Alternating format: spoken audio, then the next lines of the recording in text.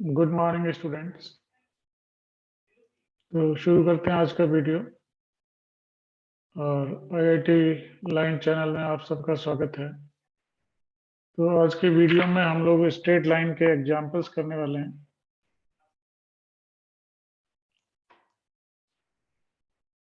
Theory part तो हमारा जो है वो कंप्लीट हो गया था। तो आज हम लोग इसके कुछ एग्जांपल्स लेंगे और मुझे लगता है कि वो उससे सब लोगों का कुछ ना कुछ इम्प्रूवमेंट होने वाला है इन सारे एग्जाम्पल से। तो लेते हैं पहला क्वेश्चन।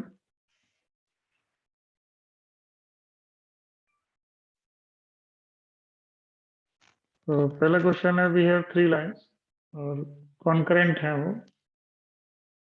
तो y equal to 2x minus 1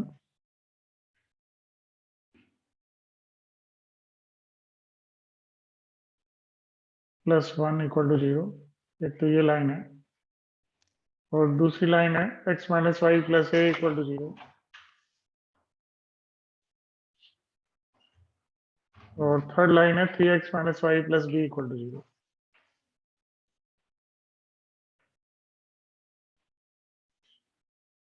तो these lines are concurrent. Concurrent का मतलब एक ही पॉइंट पर मीट कर रहे हैं।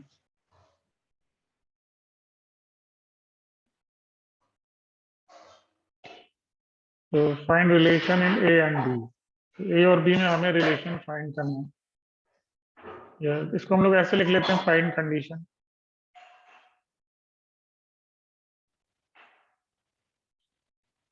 तो इसकी कंडीशन हमें फाइंड करनी है कि ये लाइंस अगर कॉन्करेंट है तो उसकी क्या कंडीशन होगी। तो ले लेते हैं इसका सॉल्यूशन।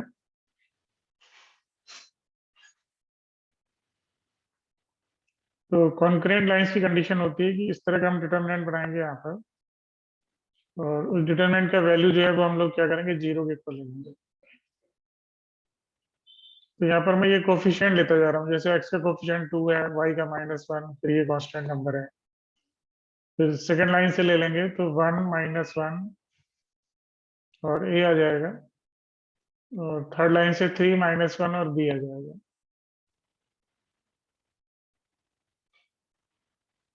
इक्वल टू 0 होता है। तो अब इसको मैं सॉल्व कर लेता हूँ। तो 2 इंटू माइनस बी माइनस ए आएगा, तो दैट विल बी प्लस ए। और बीच में यहाँ -1 है तो +1 कर देंगे यहाँ पर। और 1 इंटू बी और -3 इंटू ए।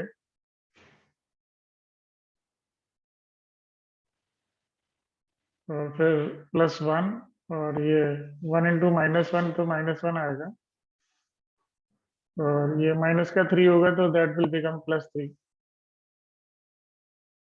और इक्वल टू 0। तो अब इसको हमें सॉल्व कर देना है। तो 2a और -2b और -3a और +b और +2 इक्वल टू 0। तो ये चीज आ गई। तो इसको फर्दर हम लोग सॉल्व कर सकते हैं। तो -a और -b और +2 इक्वल टू 0। तो हमारा रिजल्ट आ गया a plus b equal to 2। तो ये हमारा रिजल्ट है, इसको नोट कर लेंगे सारे लोग। तो इससे हम लोगों ने ये नोट कर ली कंडीशन की कॉन्करेंट लाइन की क्या कंडीशन होती है। तो अब इसके बाद अगले क्वेश्चन पर आते हैं।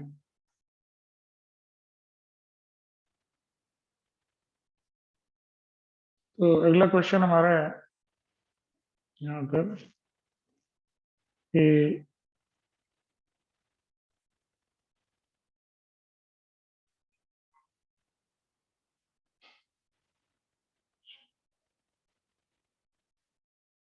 ये क्या वैल्यू दे रखा है।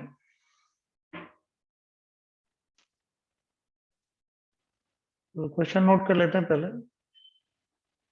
तो द वैल्यू ऑफ के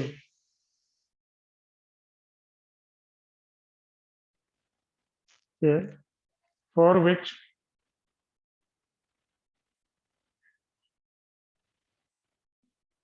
Distance between lines.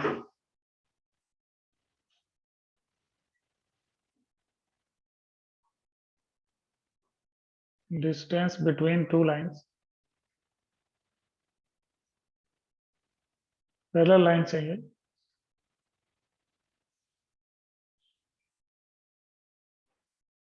Given by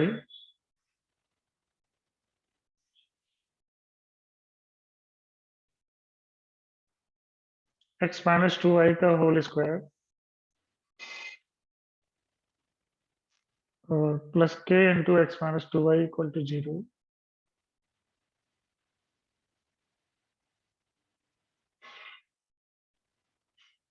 Is p is 3.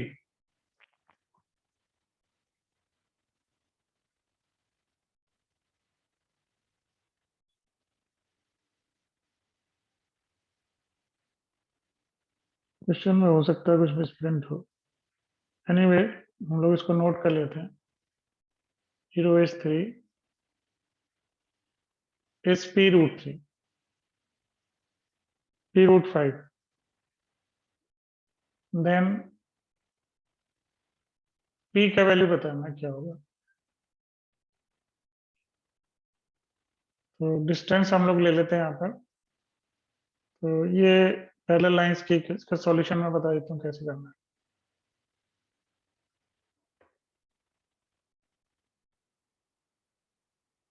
तो डिस्टेंस के दो फॉर्मूले हैं. एक तो जब पेयर का इक्वेशन दे रखा हो और दूसरा पैरेलल लाइन अलग अलग दे रखा हो. तो पहले मैं ये वाला लिख देता हूँ.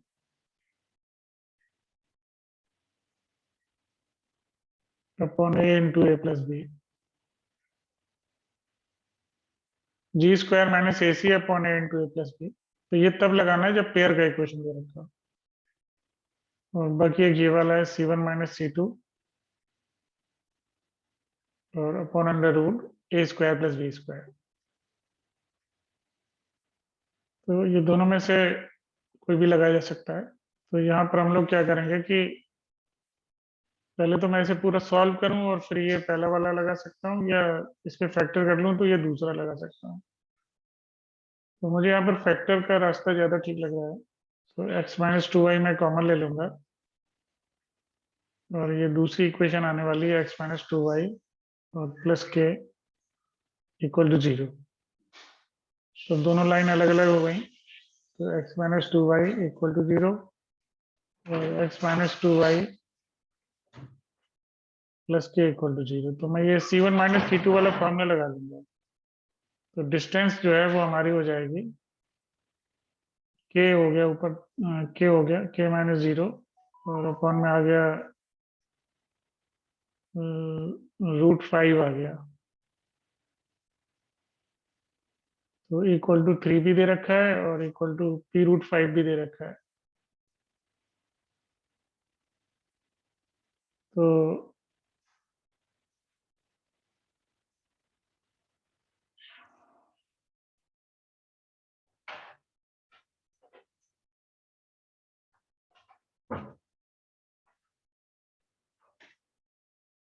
तो मुझे लग रहा है कि पी का मॉड पूछा है इसमें.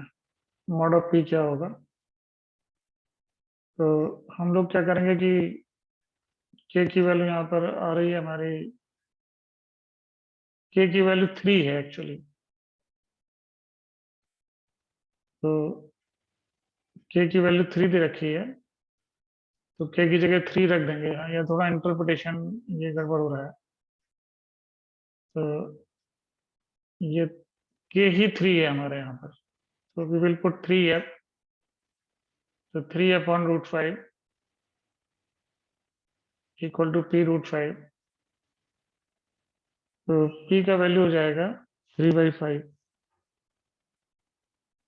अगर हम इसको लेते हैं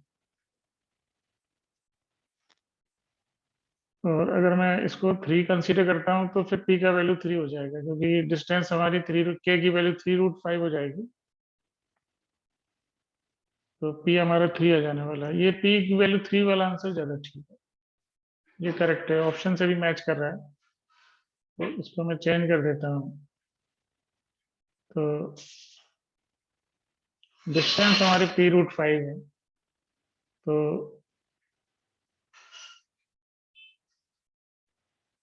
क्या हमारा 3√5 हो गया,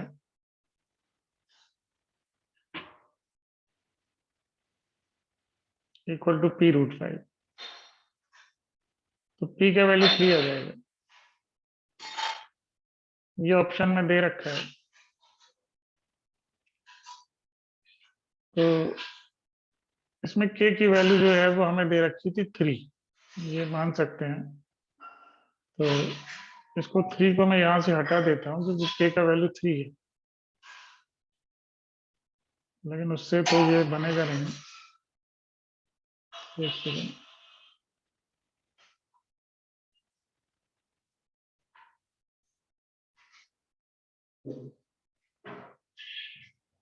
हाँ, ये इस तरह से आ रहा है कि k का वैल्यू, वो डिस्टेंस जो है वो p√5 है, k की वैल्यू p√5 है, डिस्टेंस 3 है।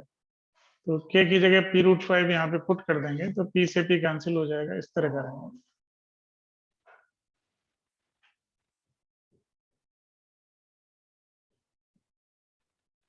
ये डिस्टेंस हमें 3 दे रखी है और ये हमें दे रखा है कि k is equal to p√5।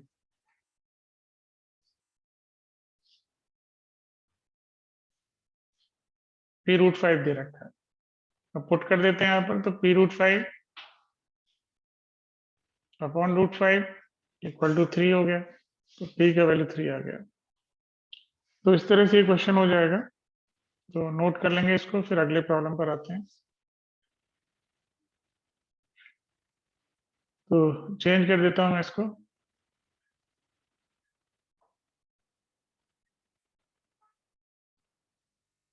तो अगला क्वेश्चन है कि centroid of a triangle, centroid दे रखा है और बाकी जो दो वर्टिसेस हैं उनके कोऑर्डिनेट दे रखे हैं और ट्राइंगल का एरिया निकालना है।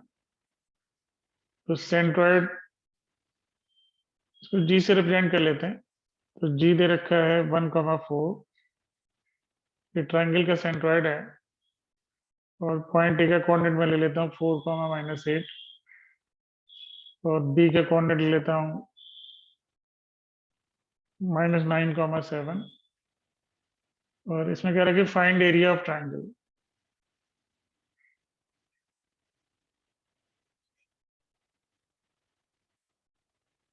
तो इसका सॉल्यूशन कर लेते हैं। तो सी को हम लोग मान लेते हैं XY। अब सेंट्रॉइड का फॉर्मूला लगा देंगे।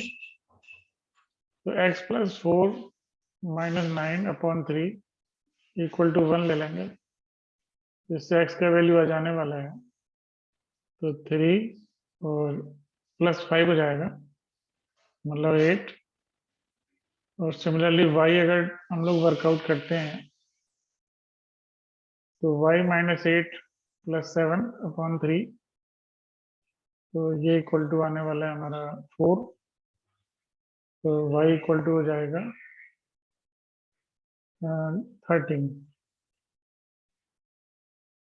13 हो जाएगा। ये -1 इधर ले जाए तो 10 हो जाएगा, 4 3 का 12 और +1।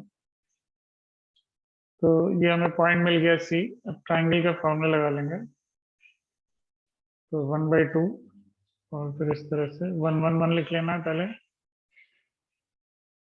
फिर x का कोऑर्डिनेट 8 4 और -9। फिर y कोऑर्डिनेट 13 -8 और 7। और फिर हाफ C1 - C, ये लगा देंगे ऑपरेशन C1 - C2 और C2 - C3। तो C1 - C2 से 0, 8 - 4 4 और 13 और 8 21। और ये C2 - C3 तो 0 और 13 और -15 और 1 और -9 और 7। तो इसको सॉल्व कर देंगे। तो ये हो जाएगा 1/2 और ये हो जाएगा -60 और -21 × 31। तो ये आ जाएगा 273। तो इनको हम लोग ऐड कर लेंगे।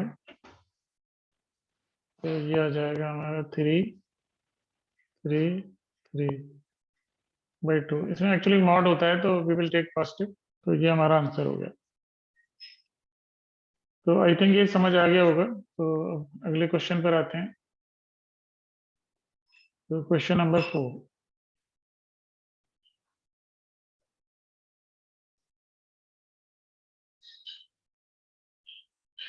तो इसमें ये कह रहा है कि एक पैरेललोग्राम है, उसकी पैरेलल साइड दे रखी हैं। तो उसका पैरेललोग्राम का एरिया निकालना है। तो मैं क्या करूंगा कि यहाँ पर एक फिगर बना देता हूँ पैरेललोग्राम का।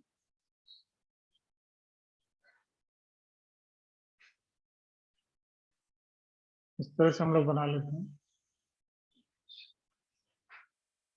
ये ठीक रहेगा। और इसकी पैरेलल साइड दे रखी, साइड्स ऑफ ए पैरेललोग्राम है।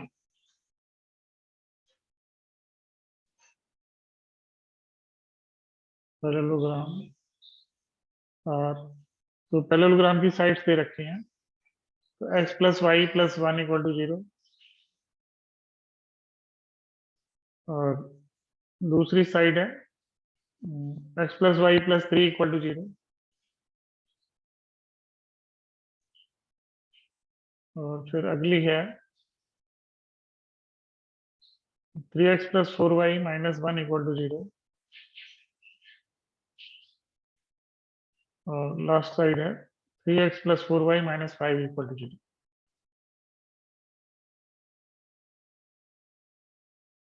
तो हमें इसका पैरेललोग्राम का एरिया निकालना है। तो मैं इनको दो साइड ये ले लेता हूँ, y+1 = 0। और ये वाली हो जाएगी x+y +3 = 0। फिर बाकी दोनों ले लेते हैं। तो 3x+4y और -1 = 0। और ये बची हो जाएगी 3x+4y-5 = 0। तो इस तरह से हमने ये बना लिया। और इसमें हमें एरिया फाइंड करना है। ये मतलब मेन चीज है, फाइंड एरिया। एरिया निकालना है इसको। तो इसमें क्या तरीका रहेगा, इसको नोट कर लेते हैं। तो ये जैसे पॉइंट ए है और बी है, सी है और डी है।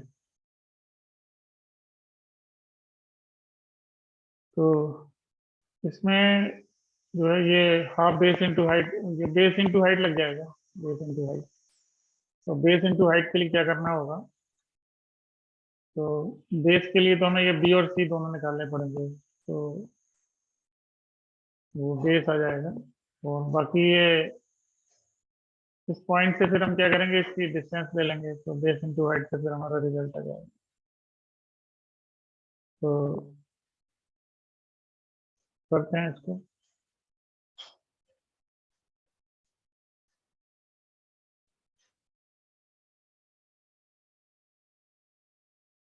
तो बी का कोऑर्डिनेट हमें निकालना पड़ेगा और सी का कोऑर्डिनेट। और उसके बाद ये क्वेश्चन हो जाने वाला है।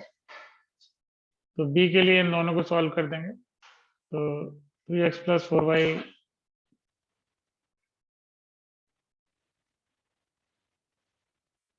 तो 3x+4y-5 = 0।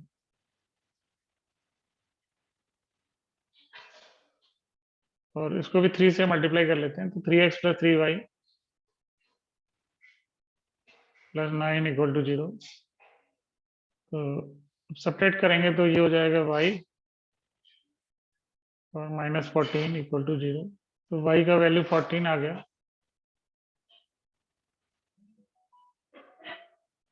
तो अब ये वैल्यू हम लोग जो है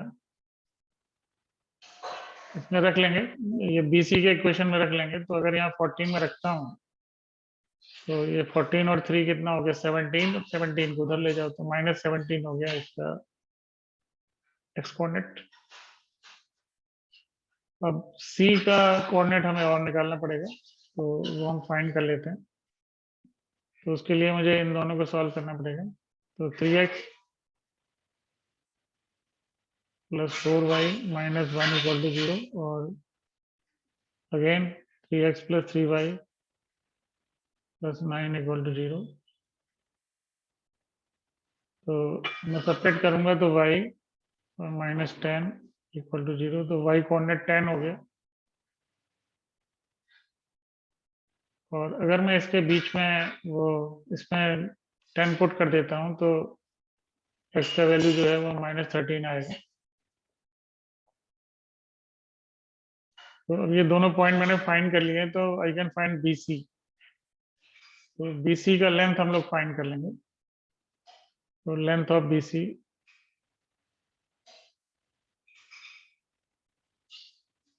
ये डिस्टेंस फार्मूला हम लोग लगा सकते हैं यहाँ पर। तो ये आने वाला है 4√2। ये समझ आ गया होगा कि डिस्टेंस फार्मूला तो इजीली एनीबॉडी कैन अप्लाई। तो ये 4 का गैप है तो 4√2 ही आएगा। अब बाकी हम B से AD का डिस्टेंस ले लेंगे। ये परपेंडिकुलर डिस्टेंस हम यहाँ पर लेने वाले हैं। तो ये चीज हाइट का काम करेगी। तो पैरेललोग्राम का एरिया हो जाता है ना बेस इनटू हाइट। तो वी विल अप्लाई दैट। तो ये हाइट के लिए जो हम इसको h से रिप्रेजेंट कर लेते हैं। तो ये B से जो है AD का डिस्टेंस हो जाएगा। तो h का वैल्यू हो जाएगा, वो formula ax1 plus by1 plus c upon under root ax1 plus by1 plus c upon under root a square plus b square, ये लगा देंगे। तो इसको लगा देते हैं तो -17 और +14 और +1 और अपॉन में √2। तो ये सॉल्व करके हमारा आएगा -3 + 1, तो -2 अपॉन √2, तो √2 हो जाने वाला है। तो अब इसका बेस इंटू हाइट लगाएंगे तो एरिया हो गया 8, 4√2 और इंटू √2। तो ये हमारा आंसर हो गया 8। तो आई थिंक ये समझ आ गया होगा। तो ये इसका एरिया हो गया पैरेललोग्राम का।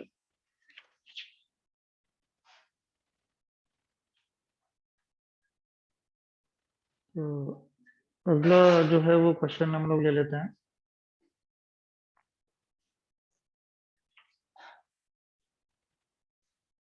अगले पेज पर आ जाएंगे। Question number 5। तो इसमें प्रॉब्लम मैं लिख देता हूँ पहले। तो एक ट्राइंगल है, उसके वर्टिसेस गिवन है, सेंट्रॉइड का लोकस निकालना है। तो find locus of centroid of triangle ABC। तो इसमें A का कोऑर्डिनेट दे रखा है B का और C का। A का कोऑर्डिनेट है A cos t A sin t, t A sin t, और B का कोऑर्डिनेट है B sin t minus B cos t।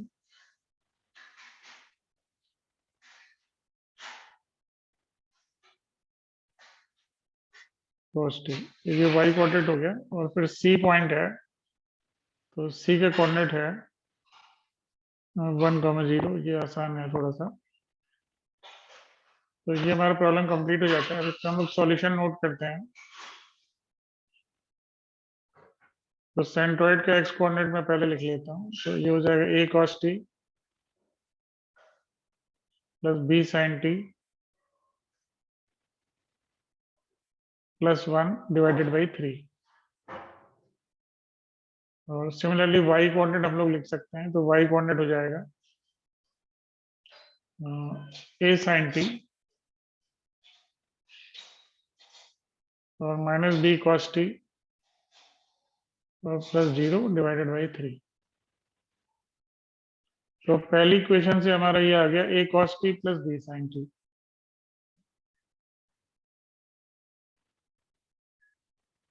तो this is equal to 3x। और दूसरे से आ गया A sin t minus B cos t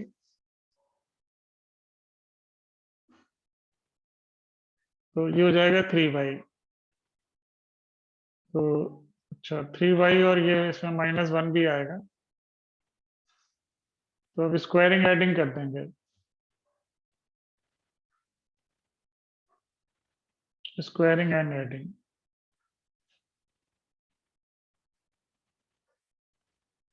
तो ये आ जाएगा 3x - 1 का स्क्वायर और plus 9y² equal to a² + b²। तो ये हमारा आंसर हो जाने वाला है इसका।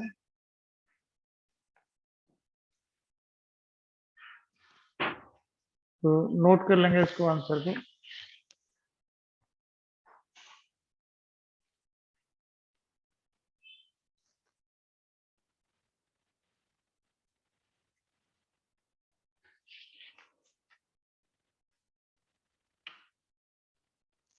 तो अगला क्वेश्चन लेते हैं हम लोग, अगले पेज पर आ जाएंगे।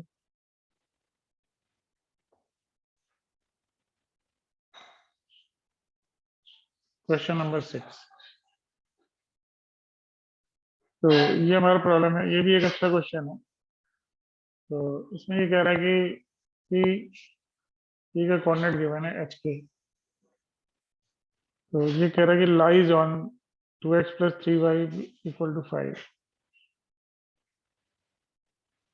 Lies on 2x + 3y = 5। और इसमें कंडीशन दे रखी है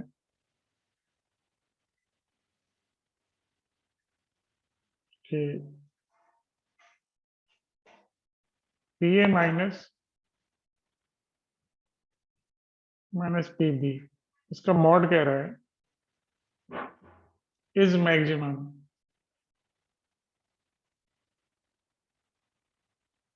maximum PA - PB is maximum where A and B are given, where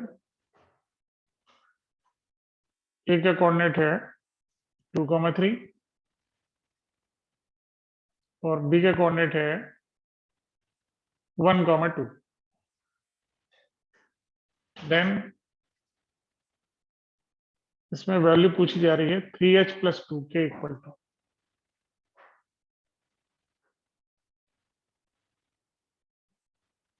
equal to ये पूछा जा रहा है कि ये क्या चीज होगी 3h + 2k इक्वल टू। तो ये हमें पता लगाना है। तो करते हैं इस क्वेश्चन को।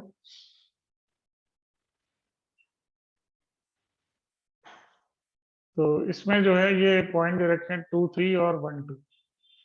तो इसमें मैं एक चीज पता लगा सकता हूँ कि ये दोनों पॉइंट एक ही तरफ हैं या अलग अलग हैं। तो वी कैन टेल कि whether these points are same side और opposite side of this line.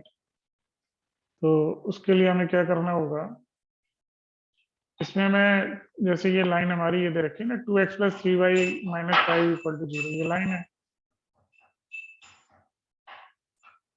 3y - 5 = 0। तो इसमें अगर मैं 2, 3 रखता हूँ तो ये आएगा हमारा पॉजिटिव और 1, 2 रखता हूँ तो ये आएगा पॉजिटिव। तो ये दोनों सेम साइड है। तो ये मुझे अंदाजा लग गया कि both the points are on same side of this line. तो इस लाइन को मैं बना लेता हूँ और इसमें जो है ये दोनों पॉइंट भी हम लोग एक साइड बना लेंगे। तो ये जैसे मान लो हमारे पॉइंट है, ये दोनों पॉइंट है ए और बी, ये दोनों पॉइंट्स हैं। तो इसमें ए हमारा ए का कोऑर्डिनेट है 2, 3 और बी का कोऑर्डिनेट है 1, 2। तो इसमें ये कह रहा है कि PA - PB जो है वो हमारा मैक्सिमम होना चाहिए। तो जैसे P एक ऐसा पॉइंट है वो P हमारा जो है वो एक तो कंडीशन है कि इस लाइन पर ही होना चाहिए, इस लाइन पर ही होना चाहिए। और दूसरा कह रहा है कि PA - PB जो है वो मैक्सिमम होना चाहिए। तो इसमें दो तरीके के सवाल आते हैं। एक तो ये आता है कि P A minus P B minimum होना चाहिए। तो मिनिमम के लिए हम क्या करेंगे, इसमें ए का इमेज ले लेंगे इधर और फिर उसको इधर ज्वाइन कर देंगे। तो उस केस में क्या होगा कि P A minus P B जो है वो हमारा मिनिमम हो जाएगा। और दूसरी चीज ये हो सकती है कि हमें यहाँ पर लेना मैक्सिमम। तो मैक्सिमम कब होता है, जब पी हमारा जो पॉइंट है इसी लाइन पर हो, इस लाइन के डेफिनेटली बाहर ही होगा। तो पी जो है इसी लाइन पे होना चाहिए, ए बी पे होना चाहिए। तो इसको हमें बनाने के लिए क्या करना होगा, हम एक लाइन बनाते हैं यहाँ पर। तो एक मिनट में इसको इस कलर से ले लेता हूँ। तो ये पी हमारा इधर ही आना चाहिए, इसमें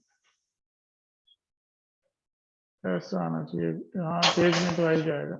हाँ ये आना चाहिए। तो ऐसा आना चाहिए। अब ठीक है। तो ये पी का लोकेशन आ रहा है और इसको भी मैं इधर बढ़ा देता हूँ।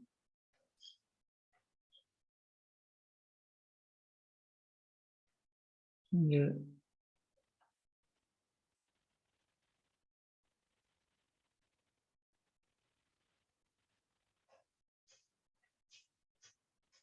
ये समझ गए होंगे। तो ये हमारे पी की लोकेशन आ रही है इसमें, इधर आएगा। तो अब ये सोचा जा सकता है कि जब ये इधर आएगा तो पी ए और माइनस पी बी, ये ऐसे कह सकते हैं कि P B minus P A, क्योंकि मॉड लगा हुआ है। तो ये जो डिस्टेंस है ये हमारी मिनिमम हो जानी है। तो अब ये पी हमारा इस लाइन पे भी होना चाहिए और इस लाइन पे भी होना चाहिए। तो एक तो हमें दे ही रखी है, ये वाली तो दे ही रखी है। तो इसको इन दो पॉइंट से लाइन का इक्वेशन हम लोग निकाल लेते हैं। तो हम 2 पॉइंट फॉर्मूला यहाँ पे लगाने वाले हैं। तो y minus three equal to 2 - 3 upon 1 - 2 और x -2। तो इनको मैं सॉल्व कर दूंगा। तो ये आ जाएगा -1, इधर भी -1। तो ठीक है, वो x -2 आ गया। अब इधर सबको इधर ले आओ तो x -y और +1 हो जाएगा। x-y और +1 इक्वल टू 0, ये लाइन आ गई। अब इन दोनों को हम सॉल्व कर देते हैं। तो 2x - 2y और +2 इक्वल टू 0 हो गया। और वो वाली लाइन हमारी 2x + 3y और -5 इक्वल टू 0। मैं इनको क्या करना हूँ, सब्ट्रैक्ट कर रहा हूँ। तो ये -5y हो जाएगा और +7 हो जाएगा। -5y और +7 इक्वल टू 0। तो y का वैल्यू आ गया 7/5। एक तो ये कोऑर्डिनेट हो गया। अब इसको इसमें रख लो, x आ जाएगा। तो x -7/5 और +1 इक्वल टू 0। तो ये होने वाला है x -2/5 0। तो x इक्वल टू 2/5। h और k दोनों का वैल्यू आ गया हमारा। तो हमें इसमें निकालना था 3h और +2k। तो 3h +2k, इसको हम लोग कंसिडर कर लेते हैं। तो 6 3h +2k।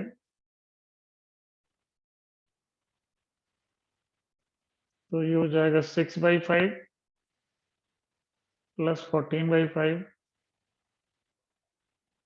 तो 20/5 हो गया। और ये हमारा बड़ा बढ़िया सा नंबर आ रहा है 4। तो ये हमारा आंसर हो जाएगा इसका।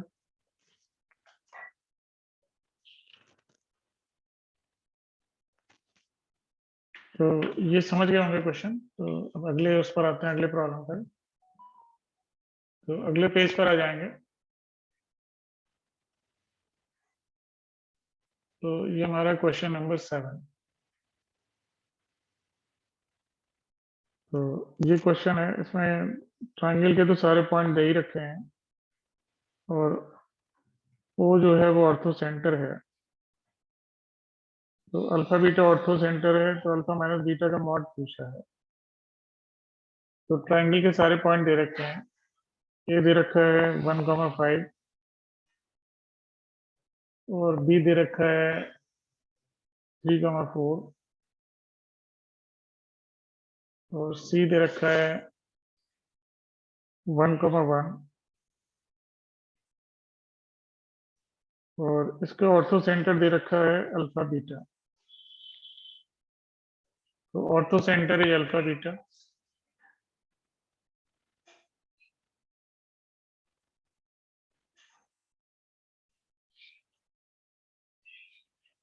ऑर्थो सेंटर हमारा अल्फा बीटा है। तो इसमें हमसे पूछा जा रहा है कि मॉड अल्फा माइनस बीटा क्या होगा।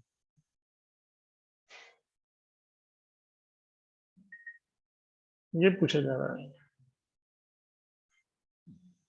तो करते हैं इस क्वेश्चन को।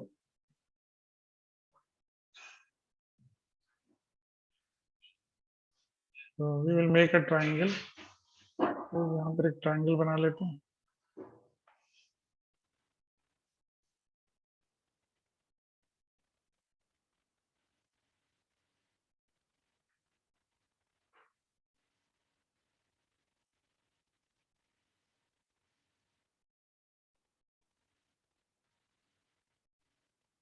ये हमारा ट्राइंगल एबीसी हो गया। तो I will write the coordinates.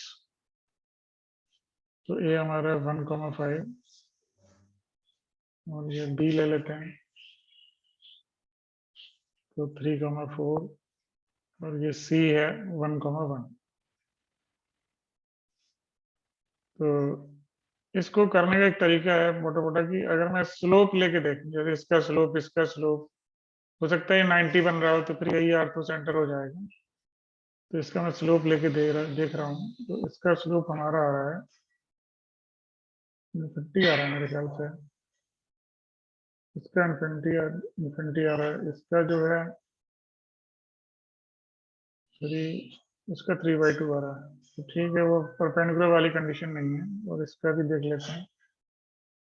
तो इसका 3/2 आया था। इसका जो है आ रहा है 2, 1 -½ आ रहा है। इसका सबके अलग अलग आ रहे हैं, तो मतलब वो वाला शॉर्टकट तो नहीं लगने वाला। तो अब हम यहाँ पर क्या करेंगे कि ये एक परपेंडिकुलर लाइन में यहाँ पे बनाऊंगा। तो दिस इज ऑर्थो ऑल्टीट्यूड और एक परपेंडिकुलर लाइन में इधर बना लेता हूँ। This is also altitude. तो ये ऐसे हमने ऑल्टीट्यूड बना लेना है इधर।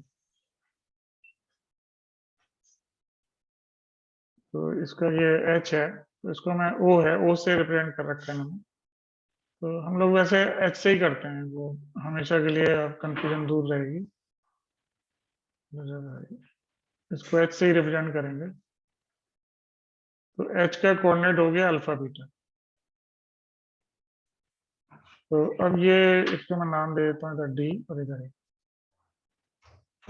तो अब यहाँ पर एक कंडीशन है कि सी एच जो है that is perpendicular to A B.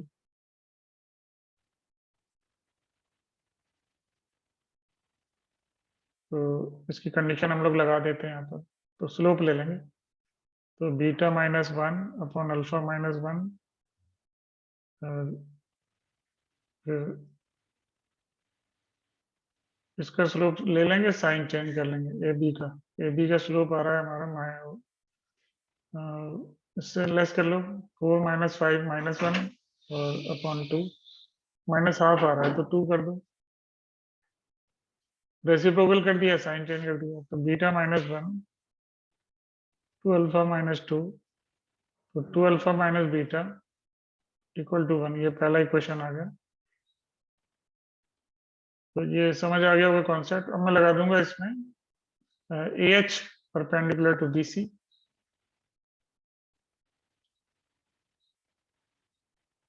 ये कंडीशन लगाने वाले हैं।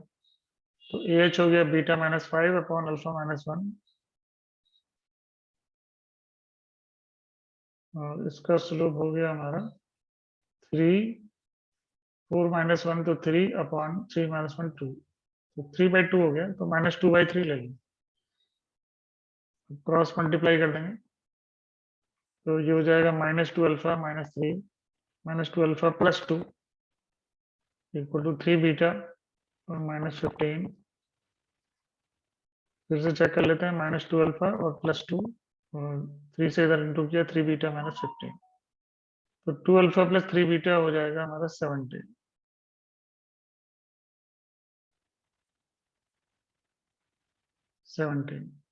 अब इन दोनों को मैं सॉल्व करने वाला हूँ यहाँ पे, तो 2 अल्फा और +3 बीटा और इक्वल टू 17 और 2 alpha minus beta equal to 1।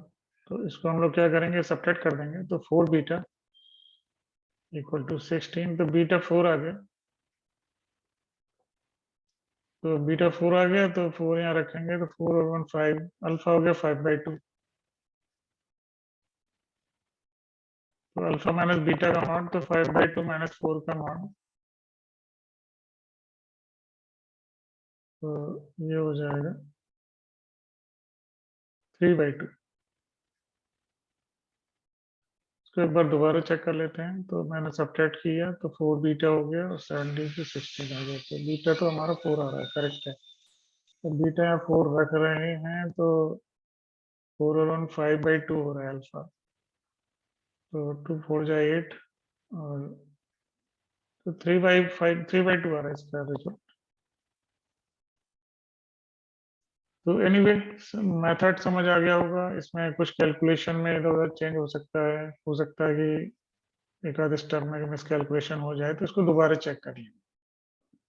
ठीक है, उस पे आते हैं, अगले क्वेश्चन पे, अगले पेज पर हम आ जाएंगे। तो अगला क्वेश्चन हमारा है क्वेश्चन नंबर 8।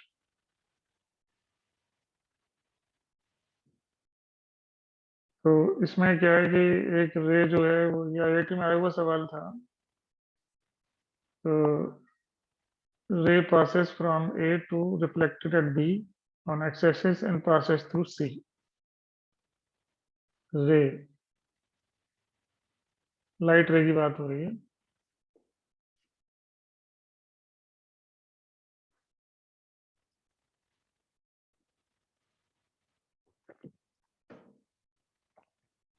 तो रे started from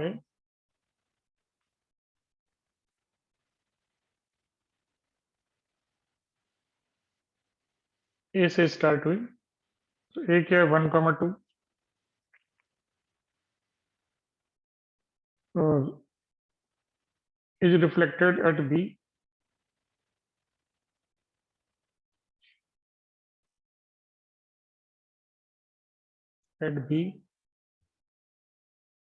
on x-axis and passes through C।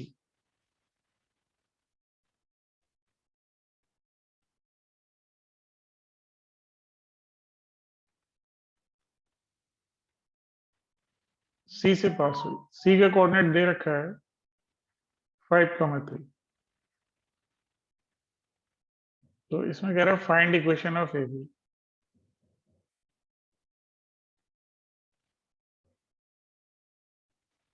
A B का इक्वेशन जो है वो हमें बताना है, तो इसका सॉल्यूशन हम लोग नोट कर लेते हैं। तो इसमें मैं एक वो बना लूंगा ग्राफ जैसा,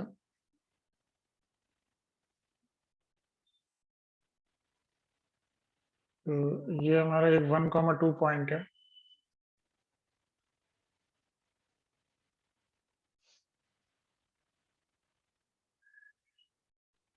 तो ये 1,2 हो गया और फिर 3 4 5 5 3, तो ये 5 3 हो गया और इसके बीच में कहीं पर जो है वो स्ट्राइक कर रही है हमारी रे, तो मैं मान लेता हूँ कि वो, वैसे तो पक्का तो बता नहीं सकते, तो हम इसे इधर बी ले लेते हैं। तो अब इसको लाइन बना देंगे यहाँ पे ऐसे, स्ट्राइक आई और स्ट्राइक की,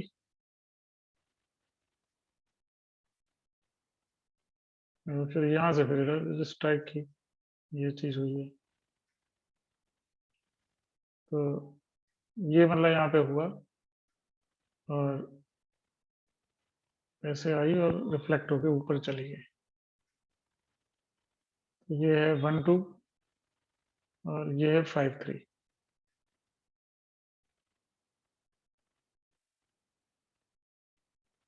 अब बी का कोऑर्डिनेट मिल जाए तो सवाल हो जाएगा। तो ये तो हमारा हो गया क्वेश्चन। क्वेश्चन का जस्ट हमने थोड़ा फिगर आउट किया है। अब इसमें मुझे पता लगाना है कि ये बी कैसे आएगा। तो यहाँ काफी सारे तरीके इसके होते हैं, तो मैं यहाँ पर एक तरीका इसका लगा रहा हूँ जो थोड़ा सा फास्ट हो जाएगा। तो मैं क्या करूंगा कि इसका ए का इमेज ले लूंगा यहाँ पर। एक्चुअली इसने मुझसे ए बी का इक्वेशन पूछा है, तो मैं फिर बी का इमेज लेता हूँ यहाँ पर। और ये पॉइंट हमारा सी था, इसको मैं सी कर देता हूँ। तो ये ए बी का इक्वेशन पूछा है, तो मैं फिर इसका इमेज लूंगा सी का। तो सी का जो इमेज आएगा और वो फिर ये लाइन अगर मैं इधर बढ़ाता तो यहाँ से पास हो जाती। तो अगर मैं ए बी का इक्वेशन निकालना है तो मैं ए सी डैश का इक्वेशन ही ले लूँ तो काम बन जाएगा। तो जाएगा 5, -3। ये सिंपल आ गया 5 3 का 5, -3। अब इसका 2 पॉइंट फॉर्मूले से इसका इक्वेशन बस हम लोग निकाल लें। तो ये हो जाएगा y-2 तो -3 -2 अपॉन 5 -1 और x-1। तो इसको सॉल्व कर देते हैं। तो -5 अपॉन 4 और x-1 क्रॉस मल्टीप्लाई कर लो।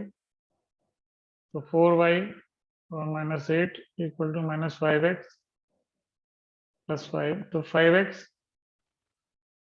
-4y equal to 13। तो ये हमारा आंसर आ गया।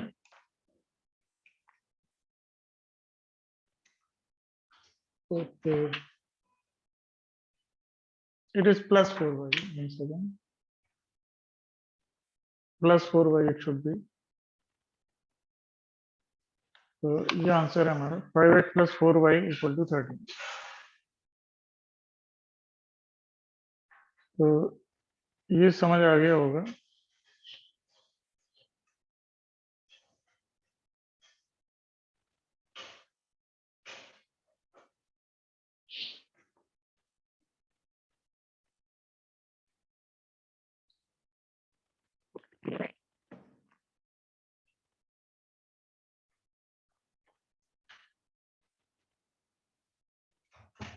तो एक क्वेश्चन हम लोग और ले लेते हैं इसमें।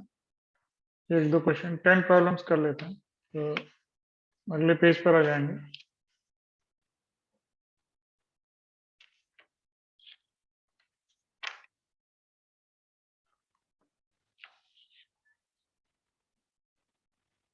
तो ये अगला क्वेश्चन है।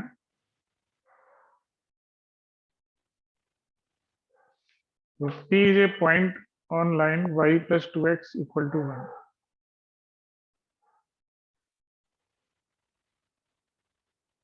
P is a point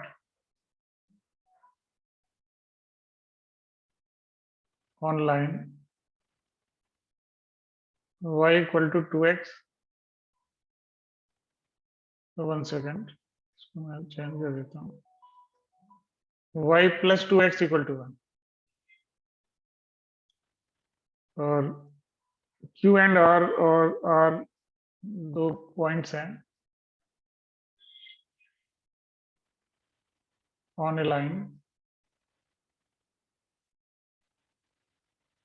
तो Q और R एक और लाइन पर है, तो उसका इक्वेशन है 3y plus 6x equal to 6। तो ये दे रखा है। तो if triangle PQR is equilateral, ये गिवन है, इक्विलेटरल ट्राइंगल है, तो फाइंड एरिया।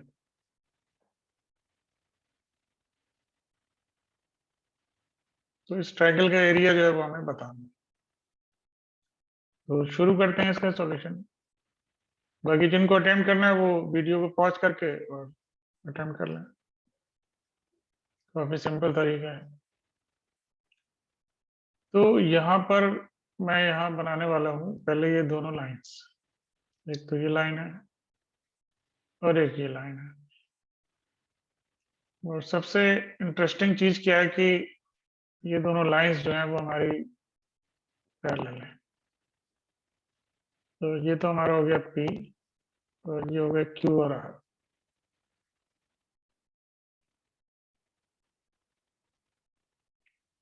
तो ये इस तरह से है।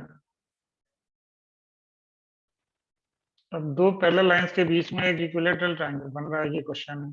तो इसका एरिया हमें बताना है। तो इस लाइन की इक्वेशन है y + 2x = 1। और इसको भी अगर मैं 3 से डिवाइड कर दूं तो y + 2x = 2 हो जाएगी। अब मैं ये अल्टीट्यूड निकाल सकता हूँ ये, और ये साइड A है। तो अल्टीट्यूड हमारा h मान लेते हैं। तो h हो जाएगा हमारा C1 - C2 और अपॉन √a² + b²। तो इसको मैं अप्लाई कर देता हूँ इस फॉर्मूले को, तो आई विल गेट 1/√5।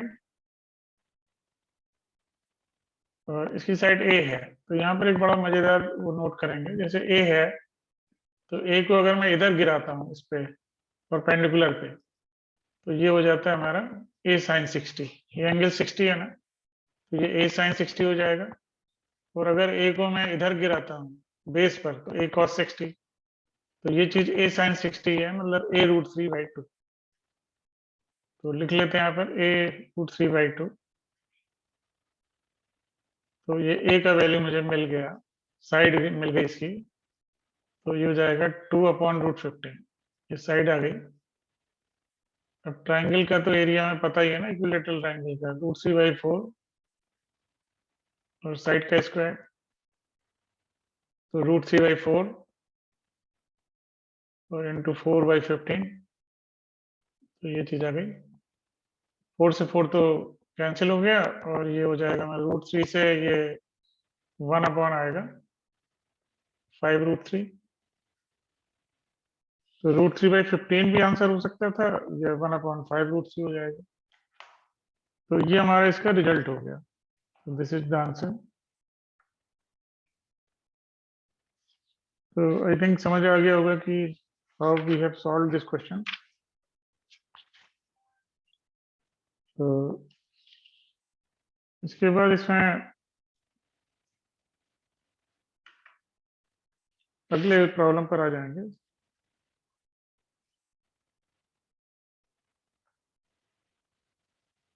तो 10th क्वेश्चन। तो इसमें ये दे रखा है कि ABC are sides of a triangle.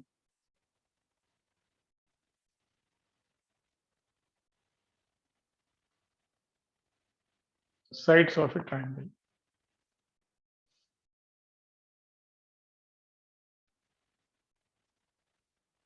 ABC एक ट्रायंगल की साइड्स हैं और इसमें एक रिलेशन दे रखा है, इफ 2a² + b² + c² और -2ab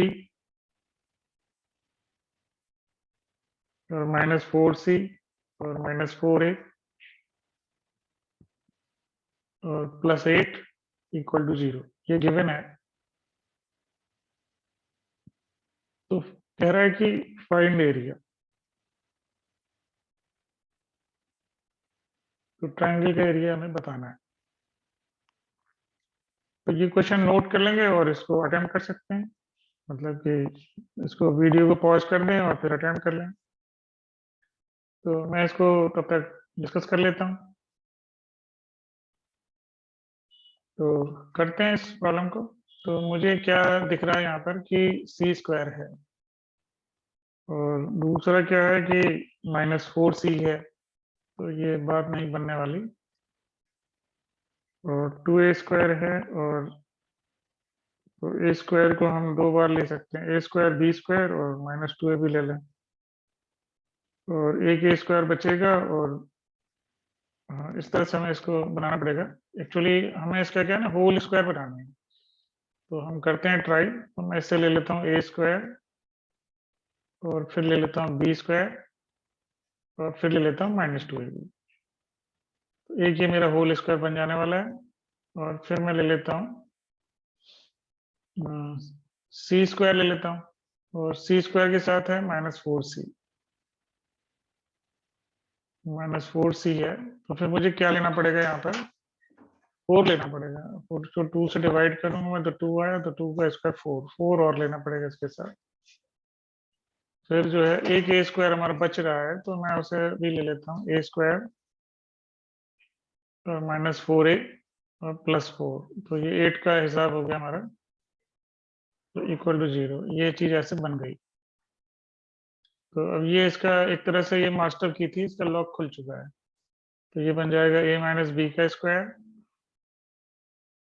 और +c - 2 का स्क्वायर और +a - 2 का स्क्वायर।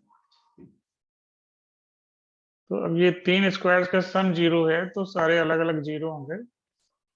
तो a = b हो जाएगा, और c = 2 और a = 2 और b भी 2 हो गया। तो ये इक्विलेटरल ट्राइंगल हो गया। तो इसका एरिया हो गया √3/4 साइड का स्क्वायर। तो 2 का स्क्वायर, तो ये √3 इसका आंसर हो जाना है। तो ये समझ आ गया होगा कि how we have solve this question. तो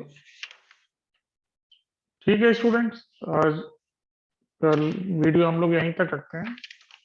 तो आई होप कि ये इंटरेस्टिंग लगा होगा और सबने इसको एंजॉय किया होगा। तो यही इसका तरीका होता है मैथ का, कि इसको एंजॉय करते हुए सब लोग पढ़ें, तो it will be very good. और ये लोड नहीं लगता, और चीज़ें भी बड़े इजीली हमको याद होती हैं, और हम उन कॉन्सेप्ट को एंजॉय करते हैं, तो वो इजीली हमारे माइंड में सेट हो जाते हैं।